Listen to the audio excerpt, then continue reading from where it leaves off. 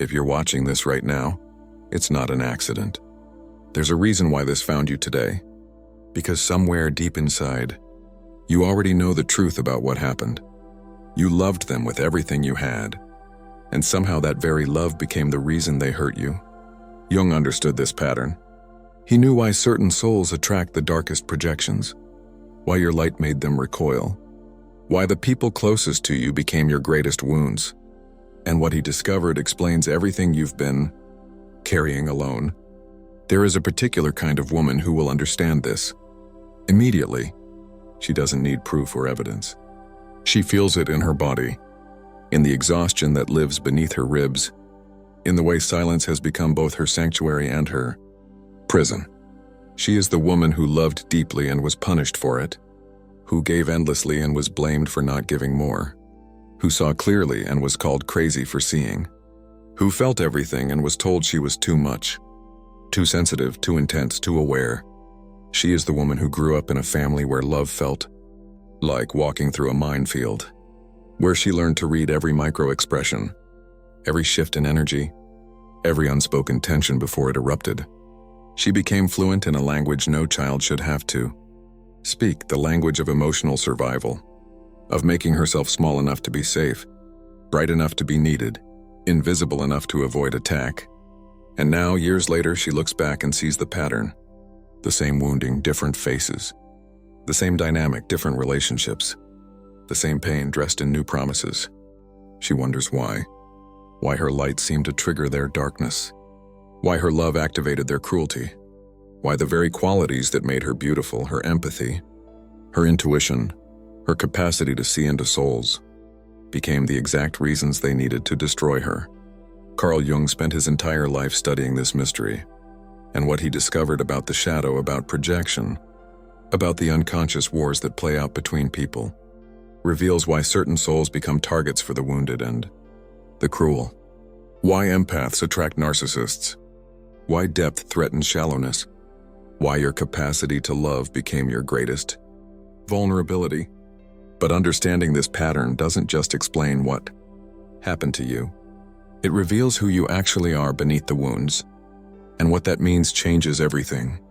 Let's start with what Jung understood that most people miss. He knew that every human being carries a shadow, the disowned parts of themselves they cannot accept, cannot acknowledge, cannot integrate. These are the qualities they've learned to despise in themselves, often because of early childhood conditioning, family dynamics, cultural messaging, or deep shame. The shadow holds everything they've rejected: their vulnerability, their need, their rage, their hunger, their weakness, their darkness. And because they cannot face these parts of themselves, they project them outward. They see them in other people, especially in the people closest to them. This is not a conscious process. It happens in the unconscious, beneath awareness, beneath control, and it is ruthless. When a narcissist encounters an empath, something primal activates. The empath carries qualities the narcissist buried long ago: softness, openness, emotional honesty, the capacity to feel deeply without shame. And seeing these qualities in another person triggers something unbearable inside them.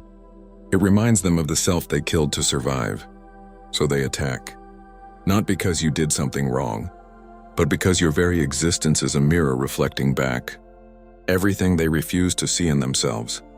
Jung called this the phenomenon of psychological projection, and it explains why your goodness made them cruel, why your emotional availability made them withholding, why your authenticity made them deceptive, why your love made them punish you. You were never the problem. You were the screen onto which they projected their own internal war. But here's where it gets even more complex. And this is something almost no one talks about. The empath doesn't just attract this dynamic randomly.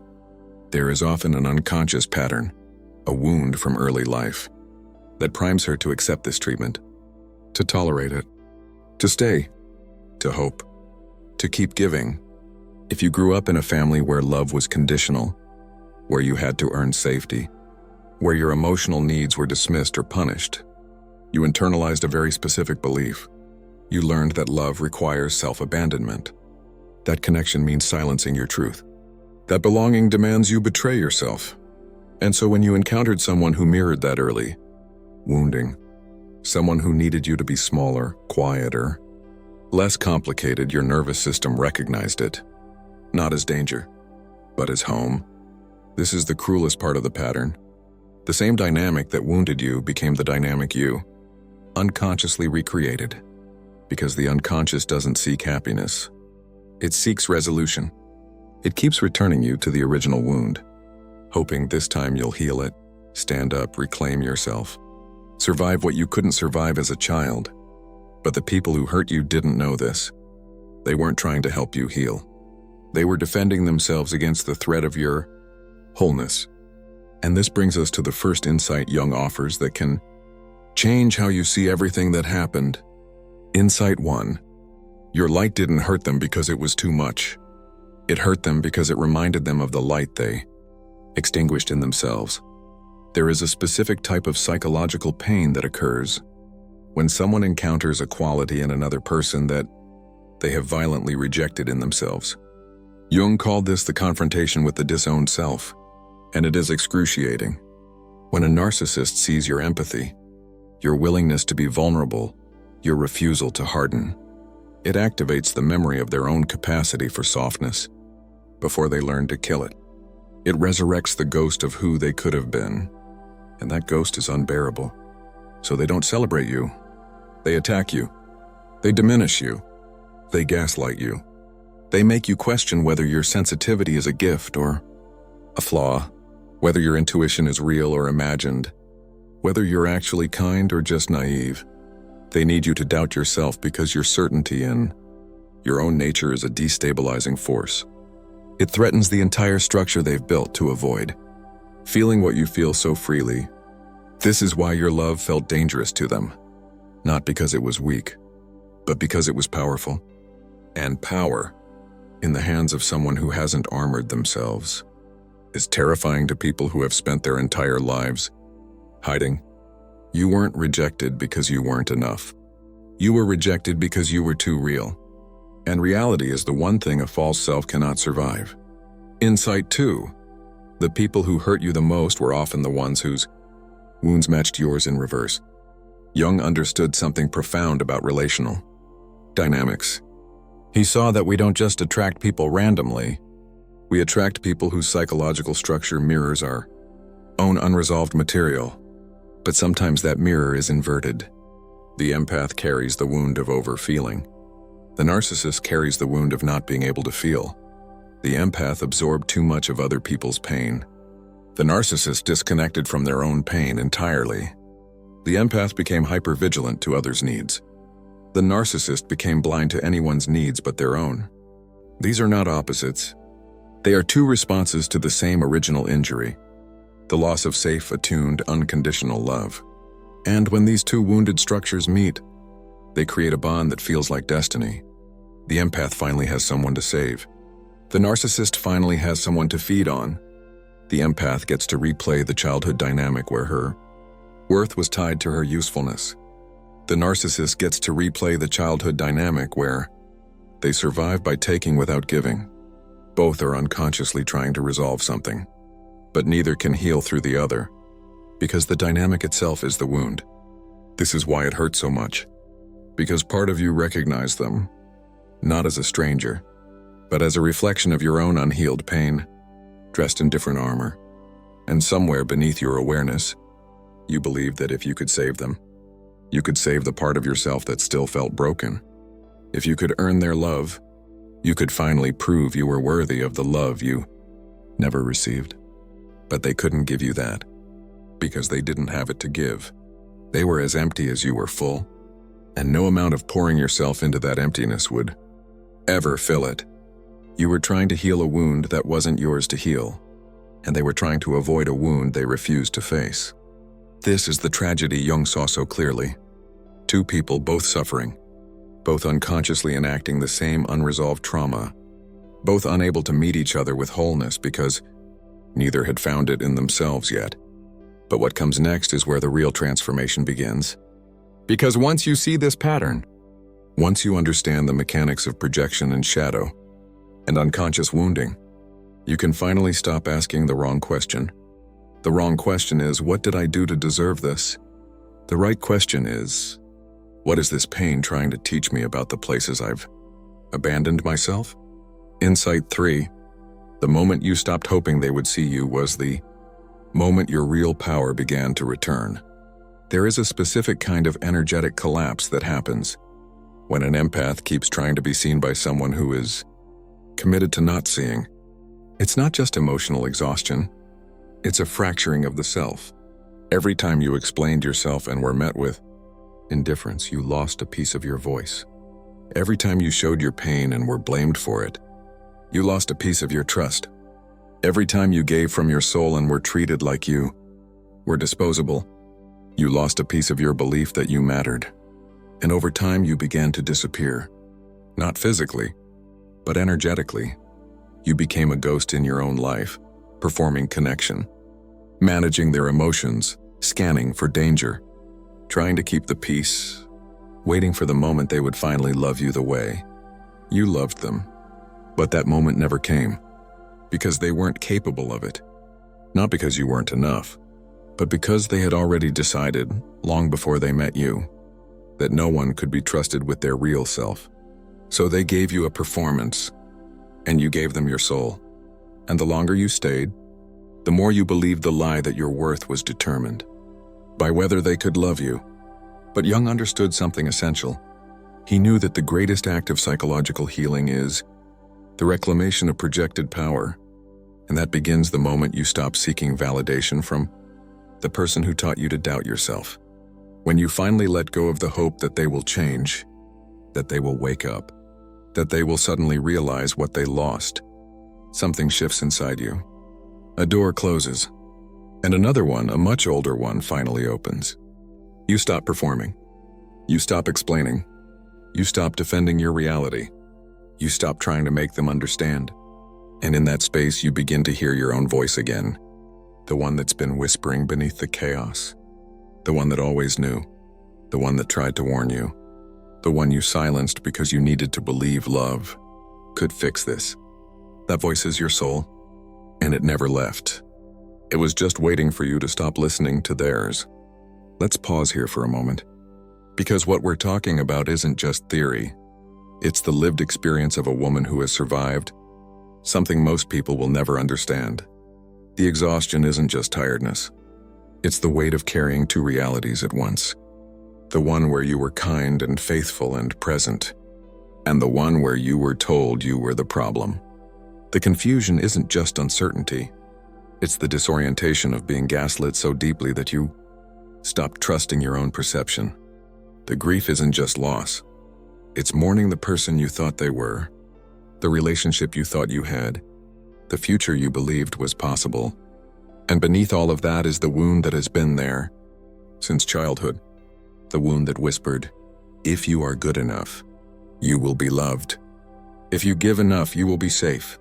If you stay quiet enough, you will belong. But now you know the truth. That wound was never about you. It was about the people who couldn't hold you, who couldn't see you, who couldn't love you the way you needed to be loved. Not because you weren't worthy, but because they weren't capable. And the pain you feel now, the deep, cellular ache of recognizing how much you abandoned yourself to stay, that pain is not your enemy. It's your initiation.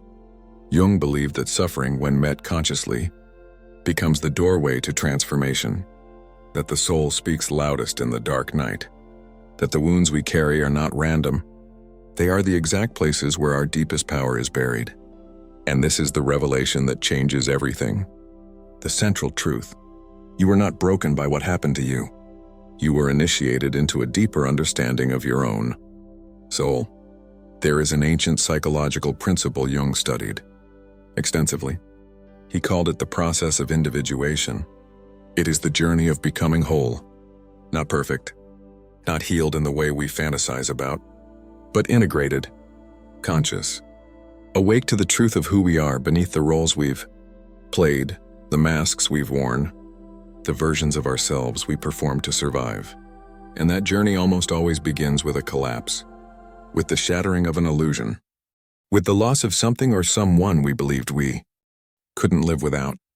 For the empath, that collapse usually involves a relationship where she gave everything and received nothing, where she loved with her whole soul and was met with cruelty, neglect, betrayal, or indifference.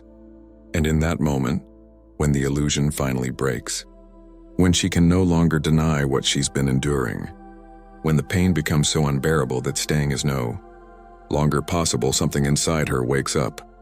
Not the part of her that hopes, not the part of her that tries harder, not the part of her that believes love can fix everything, the part that knows, the part that sees, the part that has been watching this entire time, waiting for her to remember who she was before she learned to shrink.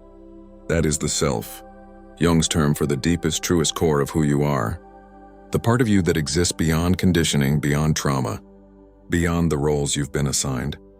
And that self has been calling to you through every moment of pain, every betrayal, every exhausted night where you wondered why you kept attracting the same wounding. It wasn't trying to punish you. It was trying to wake you up. Because the truth Jung discovered, the truth that no one wants to hear but everyone who has survived this kind of pain eventually understands, is that sometimes the soul uses suffering to break us open, not to destroy us, but to destroy the false structures we built to protect ourselves. The structures that were never protection at all, just prettier cages. The people who hurt you were not sent to teach you patience, or forgiveness, or unconditional love. They were the mirror reflecting back the places where you had not yet learned to protect, honor, and choose yourself. And now you have, not because you wanted to, but because you had to. Because staying would have killed the last wild, honest, untamed part of you, and your soul refused to let that happen. This is why you survived. Not because you were strong in the way people celebrate, but because something deeper than your wounds, deeper than your conditioning, deeper than your fear, refused to let you disappear. And that something is still here, still awake, still guiding you toward the life you were always meant to live. Insight 4. The gift hidden inside your pain is the ability to finally see who deserves access to you. One of the most profound shifts that happens after you survive narcissistic abuse, after you leave the toxic family system, after you finally walk away from the relationship that was slowly erasing you, is that your intuition becomes undeniable. You can no longer unsee what you've seen. You can no longer rationalize what you know. You can no longer make excuses for people who show you, through their actions, that they do not value you. This clarity feels brutal at first, because it means letting go of hope. It means accepting that some people will never change. It means acknowledging that love, real love, is not about enduring harm. It's about mutual respect, safety, honesty, and presence. And most relationships you've had don't meet that standard. But this clarity is not a loss. It's a reclamation. Because for the first time in your life, you are no longer choosing people based on potential or pity, or the belief that you can fix them. You are choosing based on reality. And reality is simple. People show you who they are, and you finally trust yourself enough to believe them. This is the power Jung spoke about when he described the integrated shadow. When you have faced your own darkness, your own capacity for self-betrayal, your own complicity in dynamics that harmed you, you stop projecting. You stop hoping people will become who you need them to be. You stop sacrificing yourself for connections that were never real. And you start building a life based on truth, on boundaries, on self-respect, on the quiet, unshakable knowing that you will never again abandon yourself to be loved by someone who doesn't know how to love. This doesn't mean you become hard. It means you become sovereign. Insight 5. Your sensitivity was never your weakness. It was the exact thing that allowed you to survive. There is a final piece of this story that needs to be said, because the world will tell you that being an empath is a flaw. That feeling deeply is a disadvantage. That your intuition, your emotional intelligence, your ability to see beneath the surface, these are liabilities in a world that rewards hardness. But Jung knew better. He understood that sensitivity is not weakness. It is perception.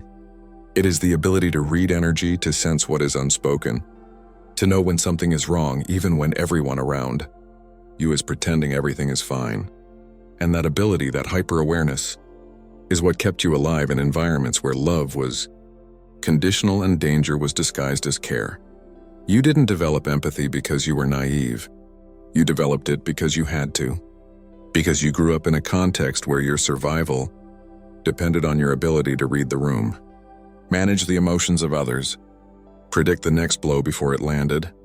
And yes, that skill was exploited. Yes, it made you a target. Yes, it meant you gave more than you should have, stayed longer than you should have, believed in people who didn't deserve your belief. But it also means you are awake. You see what others miss. You feel what others deny. You know, in your bones when someone is lying, when love is fake, when a situation is unsafe. And now that you've learned to trust that knowing, now that you've learned to protect it instead of override it, your sensitivity is no longer your wound. It's your power. You are the woman who loved with her whole soul, even when it hurt her, who stayed loyal, even when she was betrayed, who kept hoping, even when hope was used against her. And you survived.